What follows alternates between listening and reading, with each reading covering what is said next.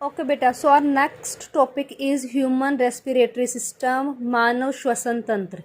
यानी कि श्वसन तंत्र या रेस्पिरेटरी सिस्टम, जिसमें हम किस प्रकार से ऑक्सीजन अंदर लेते हैं और कार्बन डाइऑक्साइड बाहर लेते हैं, जिन पार्ट्स के द्वारा या जिन अंगों के द्वारा ये सारी प्रोसेसेस, सारी प्रक्रिया होती है, उसे हम बोलते हैं श्वसन तंत्र या फिर रेस्पिरेटरी सिस्टम। इसका भी अभी मैं पहले आपको डायग्राम बताती हूँ कैसे बनाना है, ठीक है। उसके बाद कौन कौन से इसके पार्ट्स है, किस प्रकार जो सांस है वो अंदर जाती है ऑक्सीजन, और कैसे कार्बन डाइऑक्साइड बाहर आती है। So first of all again starting from the nose, like this. हमें पता है हम नोज के या नाक के द्वारा सांस लेते हैं। अब देखिए ये मुंह है, हमारा माउथ है, ठीक है। कई लोग माउथ के द्वारा भी ऑक्सीजन अंदर लेते हैं ना, हम कई बार मुंह के द्वारा भी सांस लेते हैं। यहाँ से ये इस प्रकार, ये हमारा नेक का आ गया,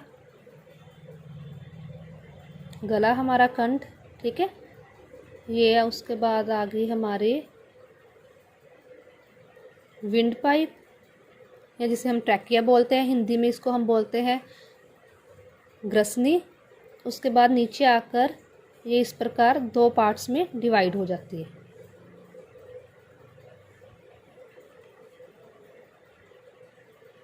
क्लियर है।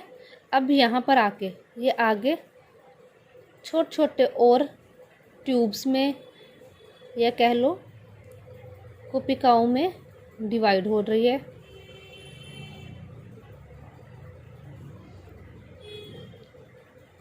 This is a better easiest way of making diagram. ये सबसे ईजी वे है ये डायग्राम बनाने का। जिनको बुक में से नहीं समझ आता वो ये वाला डायग्राम भी अपनी नोटबुक पर बना सकते हैं। मैं आपको इसकी फ़ोटो सेंड कर दूंगी, या बुक में से इसकी फ़ोटो सेंड कर दूंगी, आप देख लेना।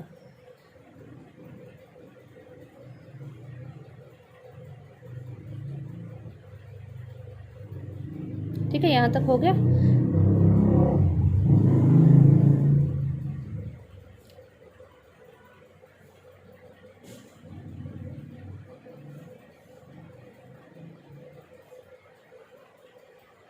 क्लियर है।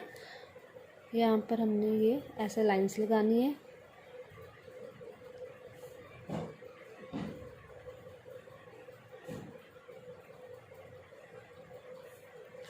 और ये है डायाफ्राम।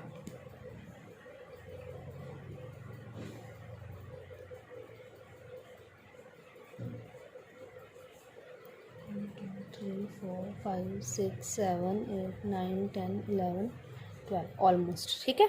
तो बस ये डायग्राम हमारा बन चुका है। इसके बाद हमने इसकी करनी है लेबलिंग, ठीक है। तो अब हम लेबलिंग से स्टार्ट करते हैं। सबसे पहले है हमारे पास नोज़, नासाद्वार, ठीक है। उसके बाद ये हमारा है माउथ, जिसे हम बोलते हैं मुख गुहा। अब नोज़ या माउथ से ऑक्सीजन यहाँ तक पहुँची, ठीक है। यहाँ पर जो ये है इसे हम बोलते हैं नेसल पैसेज, या ऐसा करो श्वास, पहले इसे बोलते हैं श्वास नली, ठीक है। और इसे इंग्लिश मीडियम में आप लिखोगे विंड पाइप, ठीक है। जो विंड पाइप है उसको हम फेरेंक्स भी बोल सकते हैं। क्लियर है।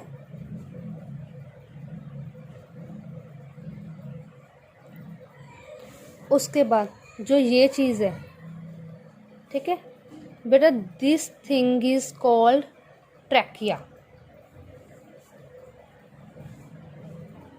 वेट, विंड पाइप नहीं, श्वास नली को आप फेरेंक्स ही बोलोगे।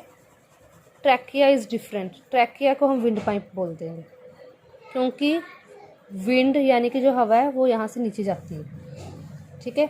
This is trachea. अब जो ऑक्सीजन है नोज, माउथ, नासाद्वार, मुख गुहा, श्वास नली से होकर नीचे इस प्रकार नीचे जाएगी, ठीक है। यहाँ तक समझ आ गया। अब जो ये चीज़ है इसे हम बोलेंगे ग्रसनी, जो ट्रैकिया है, ठीक है। अब यहाँ तक पहुँचने के बाद अब जो ये छोटी छोटी लाइन्स हमने लगाई है, ये क्या है? इन लाइन्स को हम बोलते हैं रिंग्स ऑफ कार्टिलेज,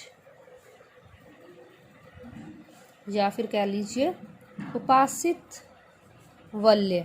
इनका फंक्शन क्या होता है? देखो, जब हम सारी कार्बन डाइऑक्साइड मुंह से या नाक से बाहर निकाल देते हैं, यहाँ पर कुछ भी नहीं बचता, तो उस केस में ये जो श्वास नली है, ये जो फेरेंक्स है, वो आपस में कोलैप्स हो सकती है, ठीक है, चिपक सकती है। तो इसलिए यहाँ पर रिंग्स ऑफ कार्टिलेज या फिर उपासित वलय प्रेजेंट होते हैं। उसके बाद ये आगे दो पार्ट्स में डिवाइड हो जाते हैं, ठीक है। जब ये दो पार्ट्स में डिवाइड हो जाते हैं तब ये क्या बनाते हैं? ये बनाते हैं ब्रोंकाई। ब्रोंकाई यानी कि श्वसन नली, ठीक है। दिस इज ब्रोंकाई, श्वसन नली। अब जो ब्रोंकाई है वो आगे फिर से यहाँ पर देखिए डिवाइड हो रही है ना, उन्हें हम बोलते हैं ब्रोंक्यूल्स, ठीक है, या हम कह देते हैं श्वसनिकाएं। अब लास्ट में ये जो फ्लावर टाइप स्ट्रक्चर्स है, दे आर नोन एज एल्वियोलॉय, एल्वियोलॉय और कुपिका कोश या कुपिकाएं कह लो, कुपिकाएं, ठीक है। ये जो चीज़ है, दिस इज डायाफ्राम,